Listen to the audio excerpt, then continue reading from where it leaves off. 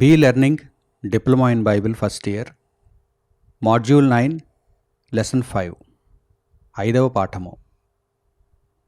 పాపము చేయుటకు మనిషిని ప్రేరేపించువారు ఎవరు? పాపము చేయుటకు మనిషిని ప్రేరేపించువారు ఎవరు?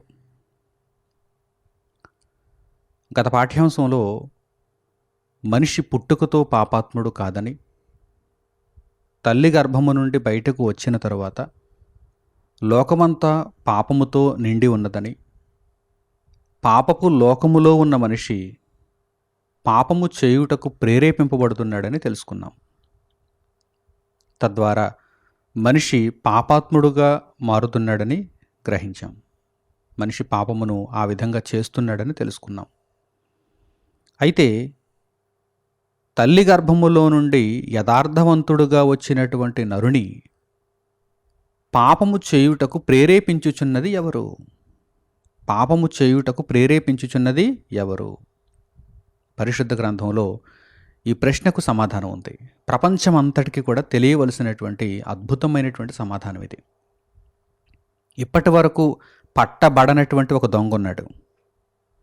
ఇప్పటి వరకు ఏ పోలీసు పట్టుకోనటువంటి, ఏ న్యాయస్థానము శిక్ష విధించనటువంటి ఒక దొంగ ఉన్నాడు. వాడే మనుషులను పాపము చేయుటకు ప్రేరేపిస్తున్నాడు. అది ఒక దొంగల ముఠ. ఒక అధిపతి ఉన్నాడు. ఆ అధిపతిని వెంబడిస్తున్నటువంటి ముఠ ఉంది. వీరంతా కలిసి మనుషులను పాపము చేయుటకు ప్రేరేపిస్తున్నారు. ఈ విషయాన్ని పరిశుద్ధ గ్రంథము ద్వారా మనం తెలుసుకోవచ్చు. ఇంతకీ వారెవరో ఇప్పుడు మనం చూద్దాం. పౌలు గారు ఎఫెసీయులకు రాసినటువంటి పత్రిక 2వ అధ్యాయము 1వ వాక్యము నుండి చూడండి. పౌలు గారు ఎఫెసీయులకు రాసిన పత్రిక 2వ అధ్యాయము 1వ వాక్యము నుండి, మీ అపరాధముల చేతను పాపముల చేతను మీరు చచ్చిన వారై ఉండగా ఆయన మిమ్మును క్రీస్తుతో కూడా బ్రతికించెను. మనుష్యులు అపరాధముల చేత పాపముల చేత చచ్చిన స్థితిలో ఉంటే దేవుడు క్రీస్తుతో కూడా మనలను బ్రతికిస్తున్నాడు. అంటే దేవుని దృష్టికి అపరాధములలోనూ పాపములలోనూ మునిగిపోయిన వారు ఎలా కనిపిస్తారన్నమాట? చచ్చిన వారి వలె కనిపిస్తారు. ఆత్మీయ స్థితిలో మరణించిన వారి వలె కనిపిస్తారు. అయితే ఈ అపరాధములు పాపములు చేయటానికి మనిషిని ప్రేరేపించువారు ఎవరు అనే విషయాన్ని తరువాత కొనసాగింపు వాక్య భాగంలో మనం చూడొచ్చు. చూడండి, మీరు వాటిని చేయుచు, అనగా వేటిని చేయుచు? పాపమును చేయుచు, అపరాధములను చేయుచు. మీరు వాటిని చేయుచు వాయుమండల సంబంధమైన అధిపతిని, అనగా అవిధేయులైన వారిని ఇప్పుడు ప్రేరేపించు శక్తికి అధిపతిని అనుసరించి ఈ ప్రపంచ ధర్మము చొప్పున మునుపు నడుచుకొంటిరి. చూసారా, ఎవరు ప్రేరేపిస్తున్నారు? మనుష్యులను పాపము చేసేటట్టుగా ఎవరు ప్రేరేపిస్తున్నారు? మనుష్యులు అనగానే ఇక్కడ పరిశుద్ధ గ్రంథంలో ఎంత చక్కగా వ్రాయబడిందో చూడండి. అవిధేయులు. ఎప్పుడైతే మనిషి దేవునికి అవిధేయుడవుతాడో అప్పుడు సాతాను చేత ప్రేరేపింపబడతాడని అర్థం. మామూలుగా దేవుని యొక్క మార్గంలో ఉన్నటువంటి మనిషిని సాతాను ప్రేరేపించడానికి అవకాశం తక్కువ. ప్రేరేపించినా అతడు పాపము చేయడు. ఎవరు సాతాను చేత ప్రేరేపింపబడి పాపంలోనికి వెళ్ళిపోతున్నారు? అవిధేయులు. వారు మనుషులే, అవిధేయులైన మనుషులు. ఎవరికి అవిధేయులు? దేవునికి, దేవుని వాక్యానికి అవిధేయులైన మనుషులు, సువార్తకు అవిధేయులైన మనుషులు. ఇప్పుడు చూడండి, ఎవరు ప్రేరేపించుచున్నది? ఎవరు? వాయుమండల సంబంధమైన అధిపతి, అనగా అవిధేయులైన వారిని ఇప్పుడు ప్రేరేపించు శక్తి. అవిధేయులైనటువంటి మనుషులను ఇప్పుడు ప్రేరేపించుచున్నటువంటి శక్తికి అధిపతి వాడే అపవాది. ఆ ముఠాయే దురాత్మల ముఠ, దురాత్మల సమూహము, అపవిత్రాత్మల సమూహము. వీరు వాయుమండల సంబంధమైనటువంటి అధిపతిగా ఉన్నారు. వీరే మనుషులను పాపము చేయటానికి ప్రేరేపిస్తున్నారు. వీరు ప్రధాన కారకులు, ప్రథమ కారకులు, మొదటి కారకులు, ముఖ్యమైన కారకులు. మనుషులు పాపము చేయటానికి వీరు మనుషులను ప్రేరేపిస్తూ ఉంటారు.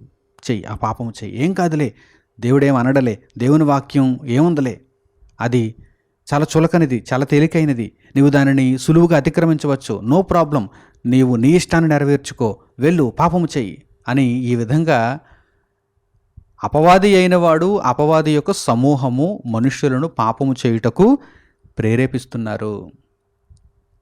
ఈ ప్రేరేపణలో మునుపు మనం కూడా ఉన్నాం. అలా ప్రేరేపింపబడినటువంటి స్థితిలో మునుపు మనం కూడా ఉన్నాం. మునుపు మీరు ప్రపంచ ధర్మము చొప్పున నడుచుకుంటారని పౌలు గారు ఇక్కడ మాట్లాడుతున్నారు కదా. అంటే మునుపు మనము ఆ ప్రేరేపణను అనుభవించాం. ఆ తర్వాత ఇప్పుడు రక్షింపబడ్డాం, యేసుక్రీస్తు ప్రభువు ద్వారా రక్షింపబడ్డాం. తర్వాత మాటలు కూడా చూడండి. వారితో కలిసి మనమందరము శరీరము యొక్కయు మనస్సు యొక్కయు కోరికలను నెరవేర్చుకొనుచు మన శరీరాశలను అనుసరించి మునుపు ప్రవర్తించుచు కడమ వారి వలనే స్వభావ సిద్ధముగా దైవోగ్రతకు పాత్రులమయ్యుంటిమి. అలా ప్రేరేపింపబడితే ఎవరి ఉగ్రతకు పాత్రులైపోతారు? దేవుని ఉగ్రతకు పాత్రులైపోతారు. మునుపు మనం అదే స్థితిలో ఉన్నాం. అయితే ఇప్పుడు మనము రక్షింపబడ్డాము. అపరాధముల చేత, పాపముల చేత చచ్చిన వారమై ఉండగా దేవుడు క్రీస్తుతో కూడా మనలను బ్రతికించెను, నవీన స్థితిలో ఉంచెను అని ఈ వాక్య భాగం ద్వారా మనం తెలుసుకోవచ్చు. కనుక మనుషులను పాపము చేయుటకు ప్రేరేపించు వారిలో ప్రథమ కారకులు, ప్రధాన కారకులు ఎవరన్నమాట? అపవాది మరియు వానిని వెంబడిస్తున్నటువంటి దురాత్మల సమూహము. పరిశుద్ధ గ్రంథంలో ఇంకా ఈ విషయాన్ని గురించి మనం తెలుసుకుందాం. అపోస్తలుల కార్యములు 5వ అధ్యాయానికి మనం వెళ్ళగలిగితే ప్రారంభ శతాబ్దపు సంఘము విస్తరిస్తున్నట్టు మనకు కనిపిస్తోంది. ఆ విస్తరణను తట్టుకోలేనటువంటి అపవాది, సంఘము విస్తరిస్తోందంటే దేవుని వాక్యము ప్రబలమై అనేకులకు వ్యాప్తి చెందుతోంది. అనేక మంది రక్షణలో ప్రవేశిస్తున్నారు. అపవాదికి ఆ విషయం నచ్చదు. కనుక అపవాది అయిన వాడు సంఘము బలోపేతము కాకుండా, సంఘమునకు సహాయము అందకుండా చేయటానికి ప్రయత్నం చేస్తాడు. సంఘమునకు సహాయమును అందించేటువంటి ఇద్దరు వ్యక్తులు మనకు కనిపిస్తున్నారు ఇక్కడ. వారు భార్యాభర్తలు, అననీయ, సప్పీరా. ఈ అననీయ, సప్పీరా అనేటువంటి వ్యక్తులు వారి యొక్క పొలమును అమ్మిన తర్వాత వచ్చినటువంటి ఆ ధనమును తీసుకుని వచ్చి అపోస్తలులకు ఇవ్వాలి అనుకున్నారు. కానీ సాతాను వారిని ప్రేరేపించాడు. మీరు మీ పొలమును అమ్మి వచ్చినటువంటి ఆ ధనమును అంతటినీ అపోస్తలులకు ఇచ్చేయాలా? కొంత దాచుకోండి, కొంత ఇవ్వండి అని హృదయమును ప్రేరేపించాడు. సాతాను ఏం చేస్తాడు? హృదయాన్ని ప్రేరేపిస్తాడు. పాపం ఎక్కడ మొదలవుతుందని మనం గత పాఠంలో తెలుసుకున్నాం. రక్తంలో కాదు, హృదయంలో. హృదయాన్ని ప్రేరేపిస్తాడు. హృదయములో సాతాను చేత పాపము చేయుటకు ప్రేరేపింపబడి అవిధేయులం అయిపోయామా, మనము పాపము చేస్తాం. అది పాపపు ప్రక్రియ. అదే ఎవరికైనా సరే, ప్రపంచంలో ఎవరి దగ్గరైనా సరే, ఎవరిలోనైనా సరే జరిగే తంతిదే. అపవాది అయిన వాడు హృదయమును దురాక్రమణ చేస్తాడు. హృదయ దురాక్రమణ, హృదయమును కబ్జా చేస్తాడు. హృదయమును ప్రేరేపిస్తాడు. పాపము చేయుటకు ప్రేరేపిస్తాడు. నీతిగా ఉండుటకు కాదు, పాపము చేయడానికి ప్రేరేపిస్తాడు. ఈ సందర్భాన్ని మీరు చూడండి. అపోస్తలుల కార్యములు 5వ అధ్యాయము 1వ వాక్యము నుండి మీరు గమనించండి. అపోస్తలుల కార్యములు 5వ అధ్యాయము 1వ వాక్యము నుండి. అననీయ అను ఒక మనుష్యుడు తన భార్య అయిన సప్పీరాతో ఏకమై పొలం అమ్మాను. ఇద్దరు కలిసే పొలాన్ని అమ్మారు. ఇద్దరికీ తెలుసు ఎంతకు అమ్మారో, ఇద్దరికీ తెలుసు. ఇద్దరూ కలిసి ఏకమై పొలం అమ్మారు. భార్య ఎరుకని వాడు దాని వెలలో కొంత దాచుకొని కొంత తెచ్చి అపోస్తలుల పాదముల యొద్ద పెట్టెను. కొంత దాచుకున్నాడు, కొంతే తెచ్చాడు, అపోస్తలుల పాదాల దగ్గర పెట్టాడు. ఇదిగో నేను పొలాన్ని అమ్మేసి వచ్చినటువంటి ధనాన్ని మీకు ఇస్తున్నానని చెబుతున్నాడు. అప్పుడు పేతురు, పరిశుద్ధాత్మతో నిండినటువంటి పేతురు ఏమని అడుగుతున్నాడు చూడండి. అననీయ, నీ భూమి వెలలో కొంత దాచుకొని పరిశుద్ధాత్మను మోసపుచ్చుటకు సాతాను ఎందుకు నీ హృదయమును ప్రేరేపించెను? ఎవరు ప్రేరేపించారు హృదయాన్ని? సాతాను. పాపము చేయుటకు మనుషులను ప్రేరేపించేది ఎవరు? సాతాను. నీవు పరిశుద్ధాత్మను మోసగించాలనుకున్నావు. ఎవరికి తెలియదులే ఈ సంగతి, అపొస్తలులు నేను చెప్పింది వినేస్తారులే, నమ్మేస్తారులే అనుకున్నావు. పరిశుద్ధాత్మను మోసపుచ్చుటకు సాతాను నీ హృదయమును, నీ రక్తమును కాదు, శరీరంలో ఇంకా ఏదో అవయవాన్ని కాదు, నీ హృదయమును. సాతానుకు హృదయంతోనే పని ఉంది. హృదయము ఆధీనంలో శరీరం అంతా ఉంటుంది. హృదయము యొక్క ఆధీనంలో, కంట్రోల్లో మొత్తం శరీరం అంతా ఉంటుంది. కనుక హృదయము మీద వాడు దృష్టి పెడతాడు. హృదయము మీద. దేవుని వాక్యము కూడా హృదయంలోనికి వెళ్ళాలి. ఎందుకంటే వాడు ఎక్కడ దృష్టి పెట్టాడో, వాడు శరీరాన్ని కంట్రోల్ చేయడానికి, మనిషి జీవితాన్ని కంట్రోల్ చేయడానికి, ఒక ఓడను కంట్రోల్ చేసేటువంటి ఒక చుక్కాని వలె ఈ హృదయమును వాడు ఎలాగైతే కబ్జా చేస్తున్నాడో మనం తెలుసుకుంటే, దేవుని వాక్యాన్ని కూడా మనం హృదయంలోనికి పంపించాలి. అప్పుడు మనకు స్వస్థత దొరుకుతుంది. అప్పుడు మనం బ్రతికింపబడతాం. అప్పుడు మన బ్రతుకులు మారతాయి. అప్పుడు మనం క్రీస్తుని వెంబడిస్తాం. అప్పుడు మనం దేవునికి పిల్లలం అవుతాం. మీకు అర్థమవుతుందా? సాతాను మనుషుల హృదయాలను పాపము చేసేటట్టుగా ప్రేరేపిస్తున్నాడు. ఇదిగో పేతురు గారు తెలియజేస్తున్నారు. అననీయా, నీవు నీ భూమి వెలలో కొంత దాచుకొని పరిశుద్ధాత్మను మోసపుచ్చుటకు సాతాను ఎందుకు నీ హృదయమును ప్రేరేపించెను? అది నీ యొద్దనున్నప్పుడు నీదే కదా, అమ్మిన పిమ్మట అది నీ వశమై ఉండలేదా? ఎందుకు ఈ సంగతి నీ హృదయములో ఉద్దేశించుకున్నావు? అది నీ దగ్గర ఉన్నప్పుడు నీదే, అమ్మిన తర్వాత కూడా నీదే, ఆ ధనం నీదే. మరి యథార్థంగా ప్రవర్తించవచ్చు కదా, యథార్థంగా మాట్లాడవచ్చు కదా. కానీ మోసం చేశావు. పరిశుద్ధాత్మను మోసగించాలనుకున్నావు.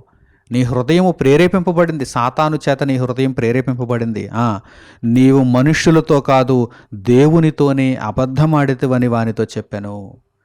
అపొస్తలులతో అబద్ధం ఆడుతున్నాను కదా అని నీవు అనుకుంటున్నావు, కానీ నీవు దేవునితోనే అబద్ధం ఆడావు. గమనిస్తున్నారా? సాతాను ఎంత భయంకరమైనటువంటి ద్రోహ కార్యములు చేయటానికి హృదయాన్ని ప్రేరేపిస్తాడో ఒక్కసారి గమనిస్తున్నారా? పాపము చేసేటప్పుడు అది చాలా సులభమైనటువంటి పని కదా అనిపిస్తుంది, కానీ అది ఎంత ఘోరమైన పనో దేవుని వాక్యంలో మనకు కనిపిస్తుంది. దేవుని వాక్యంలో మనకు అర్థమవుతుంది. మీరు ఏ పాపము చేస్తున్నప్పుడైనా సరే, పాపము చేయుచున్నప్పుడు చాలా సులభం కదా, దీనికి పెద్ద ఏముందలే అనుకుంటారు మీరు. కానీ అదే మీ జీవితాన్ని నాశనం చేసేటువంటి కార్యక్రమం. అదే మీ బ్రతుకును తలక్రిందులు చేసేటువంటి కార్యక్రమం.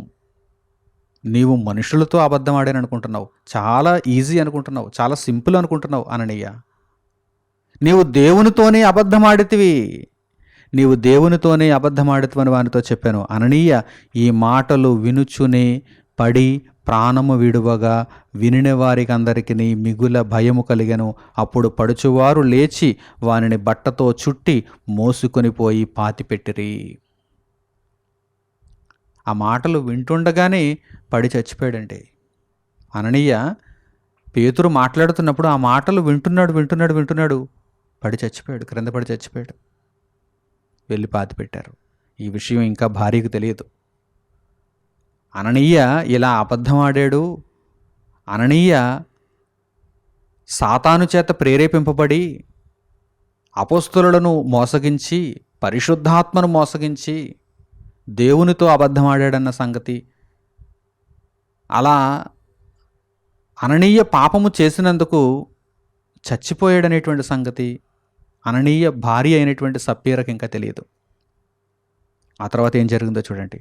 ఇంచుమించు 3 గంటల సేపటికి వాని భార్య జరిగినది ఎరుగక లోపలికి వచ్చాను. అప్పుడు పేతురు, ఈమెనైనా బ్రతికిద్దామని, ఈమైనా కనీసం హృదయ దురాక్రమణకు లోను కాకుండా ఉన్నదేమో అని, ఈమైనా వచ్చి నిజాన్ని చెబుతుందేమోనని పేతురు గారు ఏమంటున్నారంటే, మీరు ఆ భూమిని ఎంతకే అమ్మితిరా, నాతో చెప్పుమని ఆమెను అడిగాను. అలా అడిగినప్పుడైనా నా భర్త ఎలాగూ మోసపోయాడు, నేను మోసపోకూడదు, నేను హృదయ ప్రేరేపణకు లొంగకూడదు, సాతాను నా హృదయాన్ని కూడా ప్రేరేపించింది, ఇద్దరము కలిసే ఈ దారుణానికి ఒడిగట్టాం, ఇప్పుడు తప్పు ఒప్పుకుందాం, నా భర్తకు కూడా చెబుదాం అని ఆమె అనుకోలేదండి. ఉమ్, పేతురు ఒక అవకాశాన్ని అయితే ఇచ్చాడు, బ్రతికే అవకాశాన్ని ఇచ్చాడు, నిలబడే అవకాశాన్ని ఇచ్చాడు. ఉమ్, అందుకు ఆమె కాదనుకుంది ఆ అవకాశాన్ని. అవును, ఇంతకే అని చెప్పాను. ఒకే మాట మీద నిలబడాలి కదా. నా భర్త నేను సాతానుకు లొంగిపోయాం కదా, సాతాను ప్రేరేపణకు మేము లొంగిపోయాం కదా, ఒకే మాట మీద నిలబడాలి కదా అని చెప్పి ఇంతకే ఇంతకే అమ్మాము అని చెప్పాను. అందుకు పేతురు, ప్రభువు యొక్క ఆత్మను శోధించుటకు మీరెందుకు ఏకీభవించితిరి?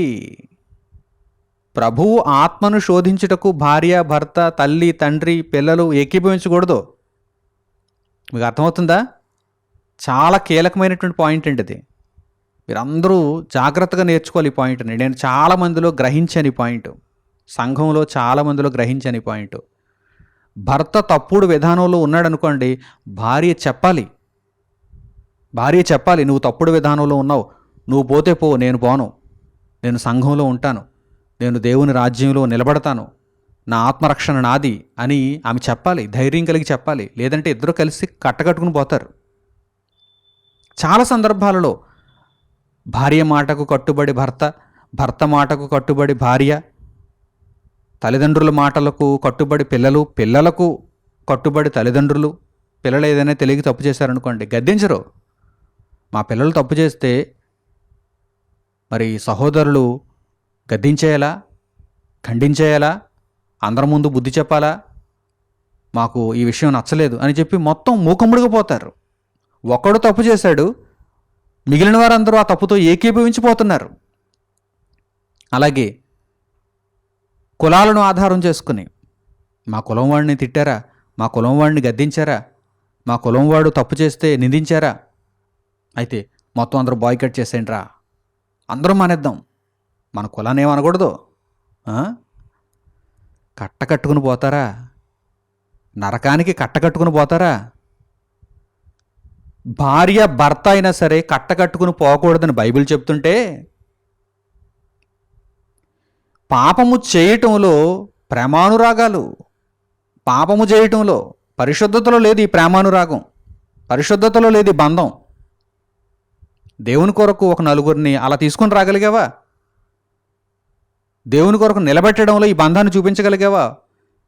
పాపము చేయటంలో, పాపము చేసి పోవటంలో ఈ బంధాన్ని చూపించావు. ఇదిగో అననీయ సప్పేరవలే. ఏమంటే వారి యొక్క దృష్టాంతం నేటికి కూడా మనకు అనేకులలో కనిపిస్తోంది. దేవుని నిమిత్తము నిలబడేవారు ఎవరు చెప్పండి? నిజంగా నాకు చాలా ఆశ్చర్యం కలుగుతుందండి. ఒక భర్త, సంఘంలో భార్యాభర్తలు ఉన్నారనుకుందాం, ఒక భర్త దేవుని వాక్యానికి దూరం అయిపోతున్నాడు, భార్య కూడా దూరం అయిపోతుంది. మరి మా భర్త గారు రావటం లేదు కదండి, అందుకే రావటం లేదు. అలాగే ఒక స్త్రీ, భార్య దేవుని వాక్యానికి దూరం అయిపోతుంది అనుకోండి, ఆ భర్త కూడా, ఆ పురుషుడు కూడా దూరం అయిపోతాడు. మా భార్య రావటం లేదు కదండి, అందుకే నేను రావటం లేదు. అదేంటి? నీ విశ్వాసం, నీ భక్తి, నీ భార్య భక్తి మీద ఆధారపడి ఉందా? నీ విశ్వాసం, నీ భక్తి, నీ రక్షణ నీ భర్త విశ్వాసం మీద ఆధారపడి ఉందా? ఎంత దారుణమో చూసావా? గమనించు ఓ సోదరా, ఓ సోదరి, గమనించు ఈ పరిస్థితిని, ఈ దారుణమైన పరిస్థితిని గమనించు. సాతాను మిమ్మును ఉపయోగించుకుంటున్నాడు. ఒకరిని ప్రేరేపించి మరొకరిని కూడా లాగేస్తున్నాడు. ఒకరిని ప్రేరేపించి మొత్తం సమూహం అంతటిని కూడా వాడి వైపుకు లాక్కుంటున్నాడు. ఇదిగో సరిగ్గా ఇలాగే సప్పేరతో పేతురు గారు అంటున్నారు, నీ భర్తతో నీవు ఏకీభవించావు, సాతానుతో మీరిద్దరూ ఏకీభవించారు. ఎవరిని మోసగించడానికి? పరిశుద్ధాత్మను మోసగించటానికి. జాగ్రత్త, కట్టుకుని పోతున్నారు ఇద్దరు. ఇప్పుడు సప్పేర కూడా వెళ్ళిపోతుంది. చూడండి, పేతురు గారు అంటున్నారు, ప్రభువు యొక్క ఆత్మను శోధించుటకు మీరెందుకు ఏకీభవించితిరి? ఇదిగో నీ పెనిమిటిని పాతి పెట్టిన వారి పాదములు వాకిటనేయున్నవి, వారు నిన్నునూ మోసుకొని పోవుదరని ఆమెతో చెప్పాను. వెంటనే ఆమె అతని పాదముల యొద్ద పడి ప్రాణము విడిచెను. ఆ పడుచువారు లోపలికి వచ్చి ఆమె చనిపోయినది చూచి ఆమెను మోసుకొని పోయి ఆమె పెనిమిటి యొద్ద పాతిపెట్టిరి. సంఘమంతటికిని ఈ సంగతులు వినిడి వారికి అందరికీ మిగుల భయము కలిగెను. పాపము చేయుటకు సాతాను ప్రేరేపిస్తే లొంగిపోతారా?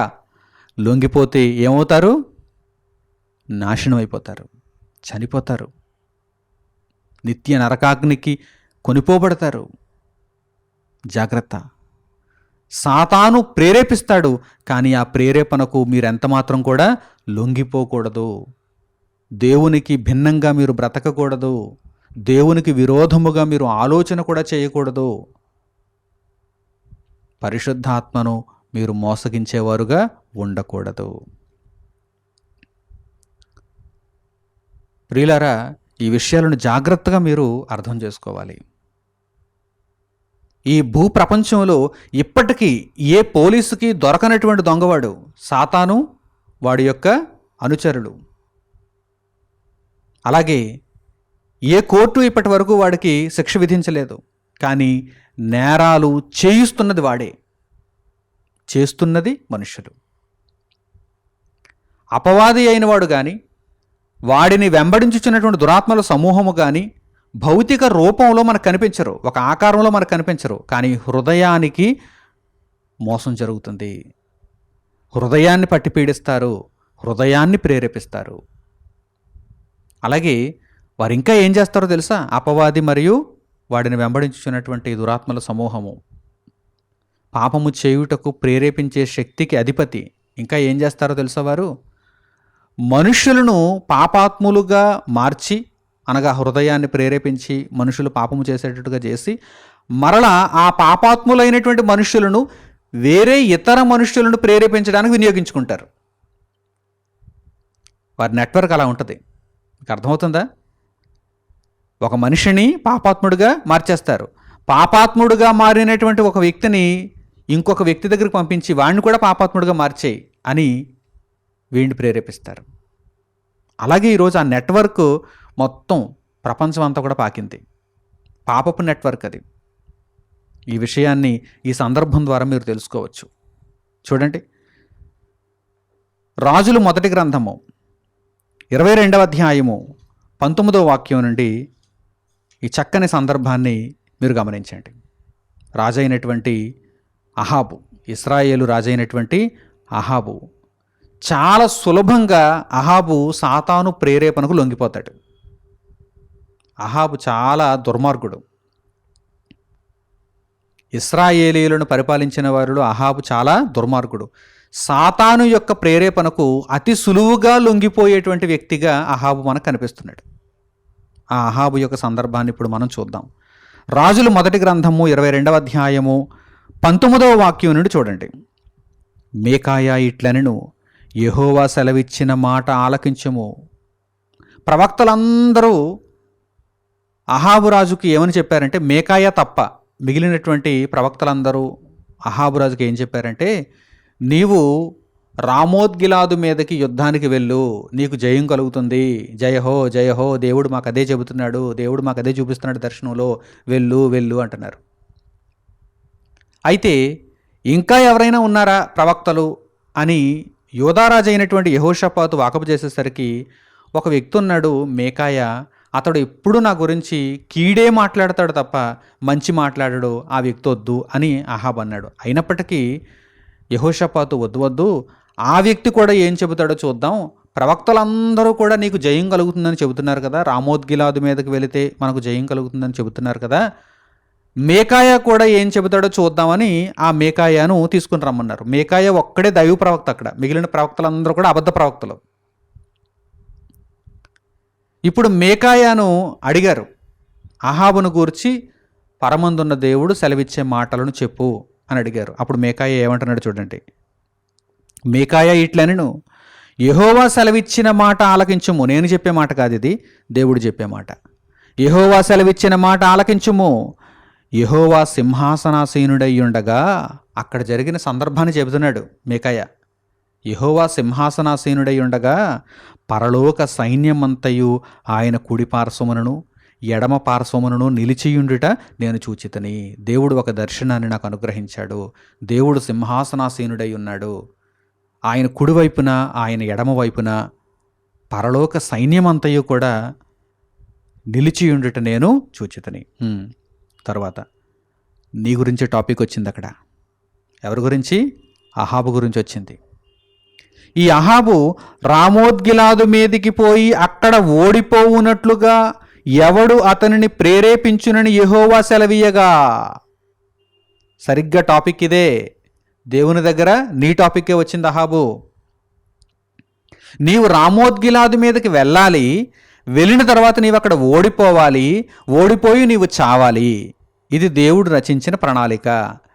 మరి ఎవరు అహాబును ప్రేరేపిస్తారు? రామోద్గిలాదు మీదకి వెళ్ళేటట్టుగా అహాబును ప్రేరేపించేది ఎవరు? తప్పనిసరిగా వెళ్ళాలి అహాబు అని దేవుడు అడుగుతున్నాడు. ఒకడు ఏ విధముగాను మరి ఒకడు ఆ విధముగాను యోచన చెప్పుచుండరి. దేవుని దగ్గర కూడా సలహాలు ఇస్తున్నారు, యోచనలు చెబుతున్నారు. అయితే అందులో ఒక ఆత్మ ఎదుటికి వచ్చి యెహోవా సన్నిధిని నిలువబడి నేను అతనిని ప్రేరేపించదనగా. వచ్చేసాడు ఒక ఆత్మ, ఒక దురాత్మ వచ్చేసాడు. వచ్చేసి ఏమంటున్నాడు? నేను అహాబును ప్రేరేపిస్తాను అంటున్నాడు. అప్పుడు దేవుడు, నువ్వు ప్రేరేపిస్తావా? నువ్వు ప్రేరేపిస్తే అహాబు రామోద్గిలాదు మీదకి వెళ్తాడా? వెళ్ళి అక్కడ ఓడిపోయి చచ్చిపోతాడా అని దేవుడు, నీ ప్లాన్ ఏంటో చెప్పు అని అడుగుతున్నాడు ఆ ఆత్మని. యెహోవా, ఏ ప్రకారము నీవు అతని ప్రేరేపించుదు అని అతనిని అడిగాను. అహాబును ఏ విధంగా ప్రేరేపిస్తావు? అహాబు తప్పనిసరిగా రామోద్గిలాదు మీదకి వెళ్ళాలి, ఓడిపోవాలి, చావాలి. ఎలా ప్రేరేపిస్తావు అని ఆ ఆత్మను అడిగినప్పుడు అందుకతడు, నేను డైరెక్ట్గా వెళితే అహాబు లొంగుతాడా? అహాబుకు ఎవరి చేత చెప్పించాలో వారి చేత చెప్పిస్తానంటున్నాడు ఆ ఆత్మ. అందుకతడు, నేను బయలుదేరి అతని ప్రవక్తల నోట అబద్ధమాడు ఆత్మగా ఉందునని చెప్పగా. నేను అబద్ధమాడే ఆత్మను, నేను పవిత్రమైన ఆత్మను కాదు, నేను దురాత్మను కదా. కనుక నేనేమవుతానంటే, నేను అహాబును ఎలా ప్రేరేపిస్తానంటే, అతడు ఎవరిని నమ్మాడు? అబద్ధ బోధకులందరినీ నమ్మాడు, అబద్ధ ప్రవక్తులందరినీ నమ్మాడు. కనుక వారి నోట అబద్ధమాడే ఆత్మగా ఉంటాను. అలా ఉంటే అహాబు వారిని అందరినీ గుడ్డిగా నమ్మేస్తాడు. నమ్మిన తర్వాత ఎక్కడికి వెళ్ళిపోతాడు? రామోద్గిలాదు మీదకి యుద్ధానికి వెళ్ళిపోతాడు. వెళ్ళిన తర్వాత ఓడిపోతాడు. ఓడిపోయిన తర్వాత చచ్చిపోతాడు. చచ్చిపోతే నీ ప్రణాళిక నెరవేరుతుంది దేవా, నీ ప్రణాళిక నెరవేరుతుంది. అది అక్కడ ఆ ఆత్మ చెప్పిన ఆలోచనది. అప్పుడు దేవుడు చూడండి, ఆయన, నీవు అతన్ని ప్రేరేపించి జయమునొందుదువు, వాడిని జయించేస్తావు పో. వాడు దుర్మార్గుడు, వాడు చావాలని నేను నిర్ణయించాను. నా ప్రవక్తలందరినీ నిర్మూలము చేయటానికి వాడు వాని భార్య ఏకీభవించి దుర్మార్గులైపోయారు. కనుక నీవు వెళ్ళు, వాడిని ప్రేరేపించు, ఆ అబద్ధ ప్రవక్తలను ప్రేరేపించు, జయమునందుదువు. పోయి ఆ ప్రకారము చేయుమని అతనికి సెలవిచ్చెను. యెహోవా నిన్ను గూర్చి కీడు యోచించి నీ ప్రవక్తల నోట అబద్ధమాడు ఆత్మను ఉంచియున్నాడు. అందుచేతనే ప్రవక్తలందరూ మూకుమ్మడిగా, అహాబు నీకు జయం, అహాబు నీకు జయం, వెళ్ళు వెళ్ళు, రామోద్గిలాదు మీదకి వెళ్ళు, నీవు విజయం నొందుతావు అని చెబుతున్నారు. మీకాయ ఒక్కడే జరిగినట్టుగా యథార్థాన్ని చెబుతున్నాడు. కానీ ఆ మాటలు విన్న తర్వాత అహాబుగా అస్సలు నచ్చలేదు. అప్పుడైనా కళ్ళు తెరుచుకోలేదు. మీకాయ చెప్పినటువంటి మాటలు అస్సలు నచ్చలేదు. ఇదిగో నన్ను గూర్చి కీడే చెబుతాడని నీకు చెప్పలేదా? ఇదిగో కీడే చెప్పాడు అంటున్నాడు. చూసారా? వాడు దుర్మార్గుడు, వాడి చావు వాడే తెచ్చుకున్నాడు. వాడు అబద్ధాన్ని నమ్మి సాతాను చేత ప్రేరేపింపబడి వాడి చావును వాడే తెచ్చుకున్నాడు. ఆ విధంగానే వాడు వెళ్ళాడు, ఓడిపోయాడు, చచ్చిపోయాడు.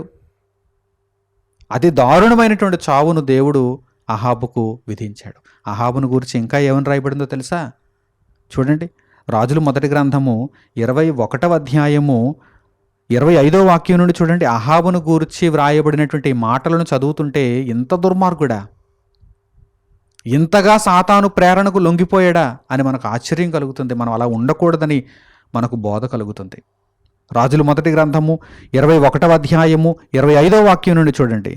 తన భార్య అయిన యెజెబెలు ప్రేరేపణ చేత, ఎవరు ప్రేరేపిస్తున్నారు ఇక్కడ? యెజెబెలు. యెజెబెలుని ఎవరు ప్రేరేపించారు? సాతాను కొన్నిసార్లు డైరెక్ట్గా మన దగ్గరకు వచ్చి ప్రేరేపించవలసిన అవసరం లేదు. సాతాను అప్పటికే కొందరిని ప్రేరేపించి వారిని మన దగ్గరకు పంపిస్తాడు మనలను ప్రేరేపించడానికి. మనము అతి సులభముగా ఎవరికి లొంగిపోతామో వాడికి తెలుసు. ఏమండి, ప్రారంభం నుంచి కూడా అపవాదిది ఇదే టెక్నిక్. వాడి టెక్నిక్ నాకు తెలుసు, వాడి తంత్రములు దేవుడు నాకు అనుగ్రహించాడు. మీరు తెలుసుకోవాలి, వాడి తంత్రములను తెలుసుకోవాలి. మనము సాతాను తంత్రములను ఎరుగని వారము కాము. వాడి టెక్నిక్ నాకు తెలుసు. వాడు ప్రారంభంలో చూడండి, మొట్టమొదటి నుంచి ప్రారంభపు సంఘటన కూడా మీరు వెళ్ళండి, ఆదాము హవ్వల దగ్గరికి మీరు వెళ్ళండి. మొదట ఆదాము దగ్గరకు వచ్చాడా లేక హవ్వ దగ్గరకు వచ్చాడా? హవ్వ దగ్గరకు వచ్చాడు. హవ్వ బలహీనమైన ఘటము. హవ్వ నా మాటలకు లొంగిపోతుంది. హవ్వను ప్రేరేపించడం ఈజీ. మరి ఆదామును ప్రేరేపించాలంటే ఇదిగో నేను పాపిగా మార్చినటువంటి హవ్వను పంపిస్తే సరిపోతుంది. నా చేత మోసగింపబడినటువంటి హవ్వను పంపిస్తే సరిపోతుంది. నేను ప్రేరేపించినటువంటి హవ్వ వెళ్ళి ఆదామును ప్రేరేపిస్తుంది. ఆదాము కూడా పాపం చేసేస్తాడు. ఇద్దరూ కలిసి ఆజ్ఞాతిక్రమమును చేసేస్తారు. ఇది నా టెక్నిక్ అంటున్నాడు అపవాది. వాడి టెక్నిక్ను గూర్చి దేవుడు పరిశుద్ధ గ్రంథంలో తన భక్తులకు తెలియజేస్తున్నాడు. అందరికీ తెలియవు ఈ టెక్నిక్స్. అందుచేతనే పోలీసులు పట్టుకోలేరు ఈ అపవాదిని, వాడిని శిక్షించలేరు. వాడు బెదిరిపోయేటట్టుగా, వాడు భయపడిపోయేటట్టుగా, వాడు పారిపోయేటట్టుగా దేవుని వాక్యాన్ని ఉన్నతంగా లోకంలో ప్రకటించేవారేరి. ఏ న్యాయమూర్తి కూడా వాడికి శిక్ష విధించలేడు. వాడిని గూర్చి తెలుసుకోలేరు. ఈ లోకము దేవుని జ్ఞానము లేనిదిగా కనిపిస్తోంది కనుక అపవాది వారికి దొరకటం లేదు. ఇదిగో మొదట యెజబెలును ప్రేరేపించాడు సాతాను. యెజబెల్ ఏం చేస్తుంది? ఆహాబును ప్రేరేపిస్తుంది. అయిపోయింది. ఇద్దరూ నాశనం అయిపోతున్నారు. చూడండి, వ్రాయబడిన మాటలు చూడండి అహాబును గురించి. తన భార్య అయిన యెజబెలు ప్రేరేపణ చేత యెహోవా దృష్టికి కీడు చేయ తన్ను తాను అమ్ముకొనిన అహాబు వంటి వాడు ఎవ్వడూ లేడు. అసలు ఇలాంటి వ్యక్తి ఉండడు అని దేవుడు రాయించాడండి. అంత దారుణమైనటువంటి వ్యక్తి అండి. తన్ను తాను అమ్మేసుకుంటున్నాడు యెజబెలు ప్రేరేపణకు లొంగిపోయి. తర్వాత ఇశ్రాయేలీల ఎదుట నిలువకుండా యెహోవా వెళ్ళగొట్టిన అమోరీయుల ఆచార రీతిగా విగ్రహములను పెట్టుకొని అతడు బహు హేయముగా ప్రవర్తించెను. చాలా హేయముగా ప్రవర్తించాడు అహాబు. చాలా దారుణంగా ప్రవర్తించాడు అహాబు. చూసారా?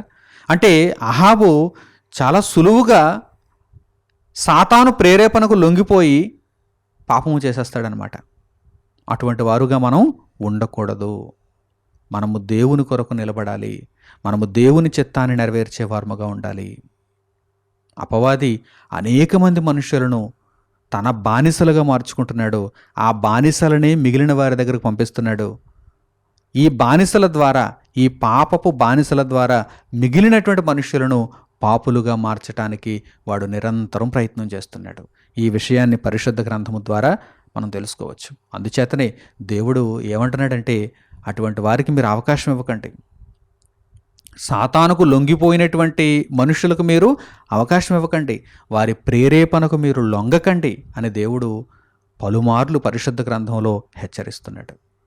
ఇశ్రాయేలీయులకు దేవుడు ధర్మశాస్త్రాన్ని ఇస్తూ ఈ విషయాన్ని తెలియజేశాడు. చూడండి, ద్వితీయోపదేశకాండము 13వ అధ్యాయము 5వ వాక్యం నుండి మీరు గమనించండి. దేవుడు ఈ సందర్భాన్ని ఇశ్రాయేలీయులకు తెలియజేస్తున్నాడు. ద్వితీయోపదేశకాండము 13వ అధ్యాయము 5వ వాక్యం నుండి, నీవు నడువవలెనని నీ దేవుడైన యెహోవా నీకు ఆజ్ఞాపించిన మార్గములో నుండి నిన్ను తొలగించినట్లు ఐగుప్తు దేశములో నుండి మిమ్మును రప్పించి దాస్యగృహములో నుండి మిమ్మును విడిపించిన మీ దేవుడైన యెహోవా మీద తిరుగుబాటు చేయుటకు మిమ్మును ప్రేరేపించను గనుక ఆ ప్రవక్తకేమి ఆ కలలు కనువానికేమి మరణశిక్ష విధింపవలెను. అట్లు నీ మధ్య నుండి ఆ చెడుతనమును పరిహరింపవలెను.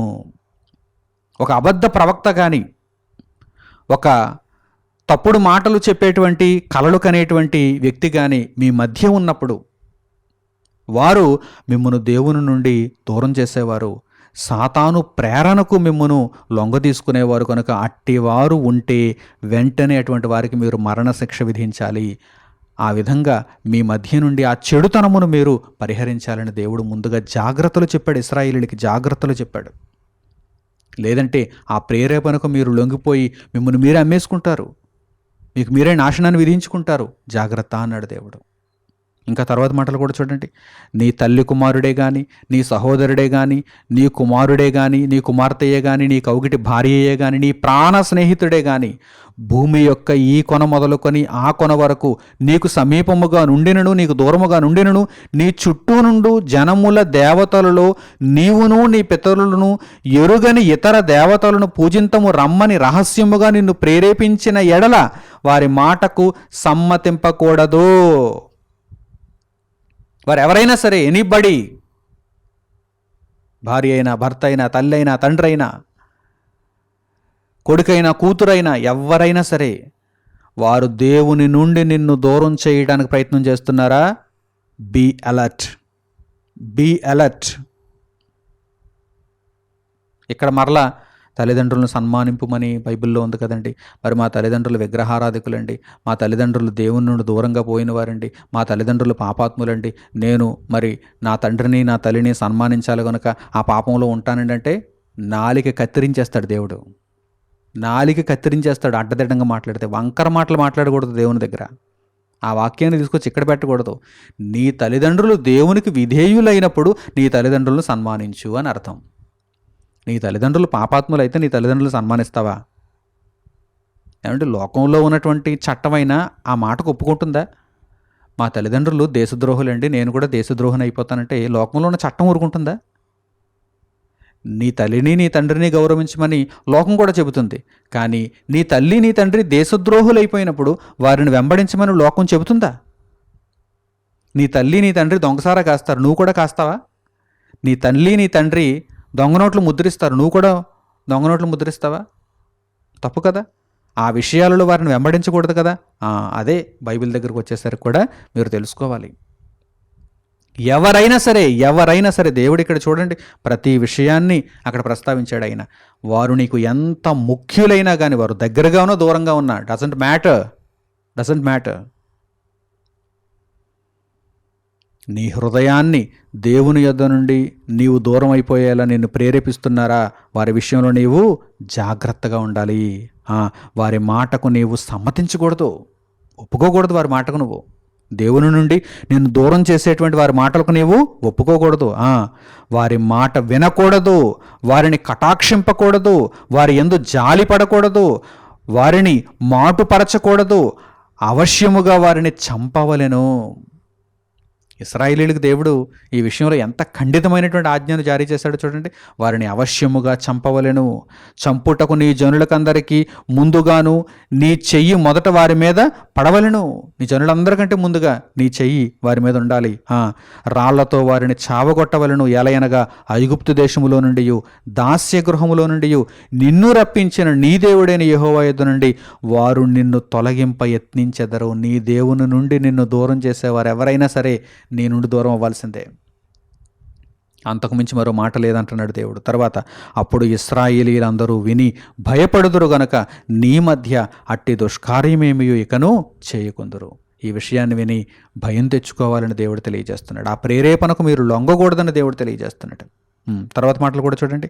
నీవు నివసించుటకు నీ దేవుడైన యెహోవా నీకిచ్చుచున్న నీ పురములలో ఏదో ఒకదాని యందు పనికి మాలిన కొందరు మనుషులు నీ మధ్య లేచి మీరు ఎరుగని ఇతర దేవతలను పూజింతము రండని తమ పుర నివాసులను ప్రేరేపించరని నీవు వినిన ఎడల నీవు ఆ సంగతిని శోధించి పరీక్షించి బాగుగా విచారింపవలను. అది నిజమైన ఎడల. ఎవరైనా విగ్రహారాధనకు మిమ్మును ప్రేరేపిస్తున్నారా? ఆ సంగతి నిజమైన ఎడల, అనగా అట్టి హేయమైనది నీ మధ్య జరిగిన ఎడల ఆ పుర నివాసులను అవశ్యముగా కత్తివాత సంహరించి దానిలోనున్న సమస్తమును దాని పశువులను కత్తివాత నిర్మూలము చేయవలను. దాని కొల్ల సొమ్మంతటిని విశాల వీధిలో చేర్చి నీ దేవుడైన యెహోవా పేరిట ఆ పురమును దాని కొల్ల సొమ్మంతటిని అగ్నితో బొత్తిగా కాల్చివేయవలను. అది తిరిగి కట్టబడక ఎల్లప్పుడూ పాడు దెబ్బయ్యి యుండును. చూచేవారందరికీ కూడా అదొక సాక్ష్యంగా ఉండాలి. ఇదిగో దేవుని యొద్ద నుండి దూరం చేసేటువంటి వారి యొక్క పరిస్థితి, వారి గతి ఇలాగే ఉంటుంది అనేటువంటి విషయం అందరికీ కూడా భవిష్యత్తులో పాఠంగా ఉండాలని దేవుడు తెలియజేస్తున్నాడు. కనుక ఒక మనిషిని దేవుని మార్గముల్లో నుండి బయటకు తీసుకుని వచ్చే ప్రేరేపణ నీ వలన కానీ సాతాను వలన కానీ జరగకూడదు. అది చాలా భయంకరమైనటువంటి ప్రక్రియ. ఆ విషయంలో దేవుడు కోపగించుకుంటున్నాడు, ఆ విషయంలో దేవుడు ఉగ్రతను చూపిస్తున్నాడు అని మనం తెలుసుకోవాలి. అలాగే పరిశుద్ధ గ్రంథంలో హనన్య అనేటువంటి ఒక అబద్ధ ప్రవక్త ఉన్నాడు. ఇర్మియా గారి కాలంలో హనన్య అనేటువంటి ఒక అబద్ధ ప్రవక్త ఉన్నాడు. అతడు కూడా అంతే, అనేకులను దేవునికి దూరం చేయటంలో ప్రేరేపిస్తున్నాడు. ఆ వ్యక్తిని గురించి ఏమని రాయబడిందో ఇప్పుడు మీరు పరిశుద్ధ గ్రంథము నుండి తెలుసుకోండి. ఇర్మియా గ్రంథము 28వ అధ్యాయము 15వ వాక్యం నుండి చూడండి. ఇర్మియా గ్రంథము 28వ అధ్యాయము 15వ వాక్యం నుండి. అంతటా ప్రవక్త అయిన ఇర్మియా ప్రవక్త అయిన హనన్యాతో ఇట్లనెను, హనన్యా వినుము, యెహోవా నిన్ను పంపలేదు. నీవు సాతానుతో నిండిపోయావు, నీ హృదయము సాతాను చేత దురాక్రమణకు లోనైపోయింది. హనన్యా ఇదిగో వినుము, యెహోవా నిన్ను పంపలేదు. ఈ ప్రజలను అబద్ధమును ఆశ్రయింపజేయుచున్నావు. హనన్యా అనేటువంటి ఒక దౌర్భాగ్యుడు, అబద్ధ బోధకుడు ఇశ్రాయేలీయులను తప్పుత్రోవ పట్టిస్తున్నాడు, దేవుని మాటలను వక్రీకరించి చెబుతున్నాడు. ఇదిగో ఈ ప్రజలందరూ అబద్ధాన్ని ఆశ్రయించేలా నీవు చేస్తున్నావు హనన్యా, ఇదిగో నీవే కారకుడవు. కాగా యెహోవా ఈ మాట సెలవిచ్చుచున్నాడు, భూమి మీద నుండి నేను నిన్ను కొట్టివేయుచున్నాను. దేవుడు నిన్ను తీసేద్దాం అనుకుంటున్నాడు, ఎందుకంటే నీ వలన అనేకులు పాడైపోతున్నారు, అనేకులు నాశనం అయిపోతున్నారు. భూమి మీద నుండి నేను నిన్ను కొట్టివేయుచున్నాను. యెహోవా మీద తిరుగుబాటు చేయుటకై నీవు జనులను ప్రేరేపించితివి గనుక ఈ సంవత్సరము నీవు మరణమవుదువు అని చెప్పాను. దేవుని మీద ఎదురు తిరగటానికి, తిరుగుబాటు చేయటానికి నీవు జనులను ప్రేరేపిస్తున్నావు కనుక నీవు ఈ సంవత్సరమే చచ్చిపోతావని దేవుడు సెలవిస్తున్నాడు అని ఇర్మియా గారు హనన్యా అనేటువంటి అబద్ధ ప్రవక్తతో చెప్పారు. వాడు ఏం చేస్తున్నాడు? జనములను ప్రేరేపిస్తున్నాడు, పాపము చేయడానికి ప్రేరేపిస్తున్నాడు. సాతాను వాడిని ప్రేరేపించాడు, వాడు జనములను ప్రేరేపిస్తున్నాడు. తర్వాత ఏం జరిగిందో చూడండి. ఆ సంవత్సరమే 7వ నెలలో ప్రవక్త అయిన హనన్యా మృతి నొందెను, చచ్చిపోయాడు. ఇర్మియా గారు చెప్పినట్టుగా అబద్ధ ప్రవక్త చచ్చిపోయాడు. మీకు అర్థమవుతుందా? కనుక సాతాను మనుషులను పాపము చేయుటకు ప్రేరేపిస్తాడు. అలాగే సాతాను చేత ప్రేరేపింపబడినటువంటి పాపాత్ములు కూడా మిగిలినటువంటి మనుషులను పాపము చేయుటకు ప్రేరేపిస్తారు. అలాగే సామెతల గ్రంథంలో వ్రాయబడినటువంటి ఒక చక్కని వాక్య భాగాన్ని ఇప్పుడు మనం జ్ఞాపకం చేసుకుందాం. సామెతల గ్రంథము 1వ అధ్యాయము 10వ వాక్యం నుండి మీరు చూడండి. సామెతల గ్రంథము 1వ అధ్యాయము 10వ వాక్యం నుండి, నా కుమారుడా, పాపులు నిన్ను ప్రేరేపింపగా ఒప్పకుము. ఇప్పుడు మనం ఏం చేయాలి? మన ముందున్నటువంటి కర్తవ్యం ఏంటి? దేవుడు మనలను ఎలా ఉండమంటున్నాడు? దేవుడు మనకు చేస్తున్నటువంటి బోధ ఏమిటి? నా కుమారుడా, పాపులు నిన్ను ప్రేరేపిస్తారు. అపవాది అయిన వాడు పాపుల ద్వారా నిన్ను ప్రేరేపిస్తాడు. అలాగే ప్రత్యక్షంగాను వాడు నిన్ను ప్రేరేపించనవచ్చు. కనుక నా కుమారుడా, పాపులు నిన్ను ప్రేరేపింపగా ఒప్పుకోవద్దు. ఆ ప్రేరేపణకు లొంగిపోవద్దు. అప్పుడు నువ్వు బ్రతుకుతావు. ఎలా ప్రేరేపిస్తారో చూడండి. మాతో కూడా రమ్ము, మనము ప్రాణము తీయుటకై పొంచియుందము, నిర్దోషి అయిన యొకని పట్టుకొనుటకు దాగియుందము, పాతాళము మనుషులను మృంగివేయునట్లు వారిని జీవముతోనే మృంగివేయుదుము, సమాధిలోనికి దిగువారు మృంగబడినట్లు వారు పూర్ణ బలముతోనుండగా మనము వారిని మృంగివేయుదుము రమ్ము అని వారు చెప్పినప్పుడు ఒప్పకము. మనుషులను పాడు చేసేద్దాం, మనుషులను నాశనం చేసేద్దాం, వారందరూ దేవుని కొరకు బ్రతకకుండా వారిని త్రోవ తప్పిద్దాం అని చెప్పి, ఇదిగో సాతాను ప్రేరణ నీకు అనేక మంది పాపుల ద్వారా కూడా కలుగుతుంది. నీవు ఆ ప్రేరణకు లొంగిపోవద్దు, ఒప్పుకోవద్దు. నీ భార్య ప్రేరేపించిన ఒప్పుకోవద్దు, నీ భర్త ప్రేరేపించిన ఒప్పుకోవద్దు అని దేవుడు తెలియజేస్తున్నాడు. ఇంకా తర్వాత మాటలు చూడండి. పలు విధములైన మంచి సొత్తులు మనకు దొరుకును. తాత్కాలికంగా ఏదో సుఖాన్ని అనుభవిద్దాం, మనకు ఆ సంపద దొరుకుతుంది, ఈ సొత్తు దొరుకుతుందని చెబుతారు వారు. పలు విధములైన మంచి సొత్తులు మనకు దొరకును. మన ఎండ్లను దోపుడు సొమ్ముతో నింపుకొందము. నీవు మాతో పాలివాడవై ఉండుము, మనకందరికి సంచి ఒక్కటే యుండును అని వారు నీతో చెప్పుదురు. మనం అందరం దోచుకున్నటువంటి సొమ్మును పంచుకుందాం, రా మాతో పాటు పాపం చెయ్యి అని వారు నిన్ను ప్రేరేపిస్తారు, నువ్వు ఒప్పుకోవద్దు. నా కుమారుడా, నీవు వారి మార్గమున పోకుము, వారి త్రోవల యందు నడవకుండా నీ పాదము వెనుకకు తీసుకొనుము. వెనకడుగు వేయి, ఈ విషయంలో వెనకడుగు వేయి. ఆ ప్రేరణకు లొంగిపోవద్దు. దేవుని కొరకు ముందడుగు వేయి, పాపములో వెనకడుగు వేయి అంటున్నాడు దేవుడు. కీడు చేయుటకు వారి పాదములు పరుగులెత్తును, నరహత్య చేయుటకై వారు త్వరపడుచుందురు.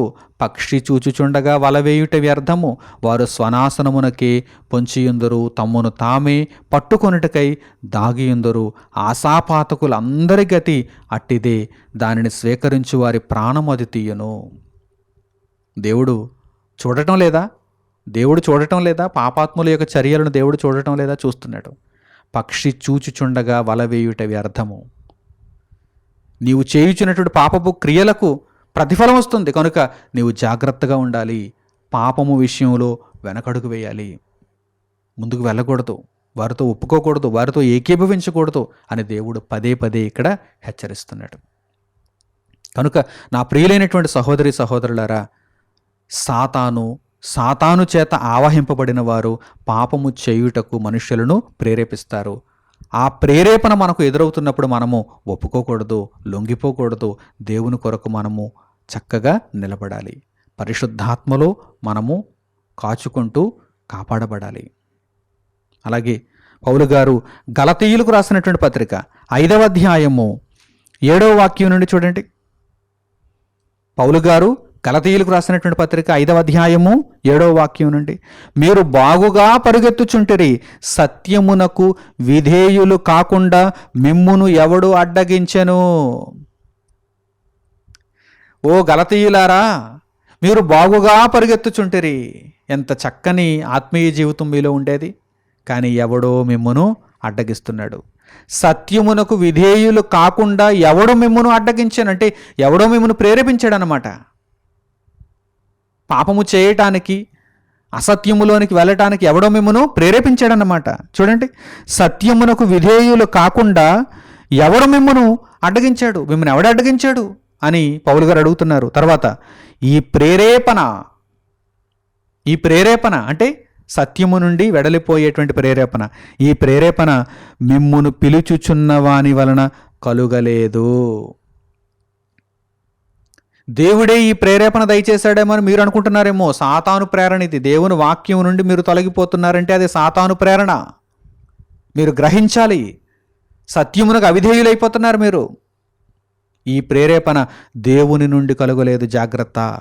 మీరందరూ శిక్షకు లోనైపోయేటువంటి ప్రమాదం ఉంది. అలాగే తర్వాత పౌలు గారు తర్వాత ఏమంటున్నారు చూడండి, పులిసిన పిండి కొంచెమైనను ముద్ద అంతయు పులిగే చేయును. కొంచెం ఉంటే చాలు. సాతాను ఒకడిని పాడు చేస్తున్నాడు, ఆ ఒకడు వెళ్ళి మరొకడిని పాడు చేస్తున్నాడు, వాడు మరొకడిని పాడు చేస్తున్నాడు, వాడు మరొకడిని పాడు చేస్తున్నాడు. పులిసిన పిండి, పులిసిన ముద్ద కొంచెం ఉన్నా సరే ముద్ద అంతా ఏమైపోతుంది? పులిసిపోతుంది.